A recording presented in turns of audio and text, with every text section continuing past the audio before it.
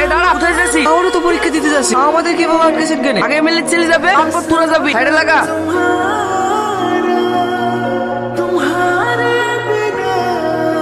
আমার খাতা কাটলেন কেন? চুপ! এখানে পরীক্ষা দেওয়া হচ্ছে না ফাজলামো করা হচ্ছে? পরীক্ষা না হলে বই দেখে দেখে লেখা হচ্ছে? বেরিয়ে যা পরীক্ষার হল থেকে। হ্যাঁ, আপনি কিন্তু ভুল করছেন। কোনটা ঠিক আর কোনটা ভুল সেটা কি তোর কাছ থেকে শিখতে হবে? আপনি আমাকে চেনেন না, চিনলে খাতাতে হাত দেওয়া শ্বাস পেতেন না। আপনি জানেন আমি কাজ ছেলে, তুই কাজ ছেলে, সেটা জানার আমার কোনো প্রয়োজন নেই। আমি শুধু এইটুকুই জানি যে তুই ছাত্র আর আমি শিক্ষক। তুই বেয়াদবি করেছিস, শাস্তি তোকে পেতেই হবে। হ্যাঁ, কে এখানে শাস্তি দেয় সেটা এক্ষুনি দেখাচ্ছি। হ্যালো ড্যাড, এখানকার একটা শিক্ষক আমার খাতা কেড়ে নিয়েছে আর বেয়াদবি করছে।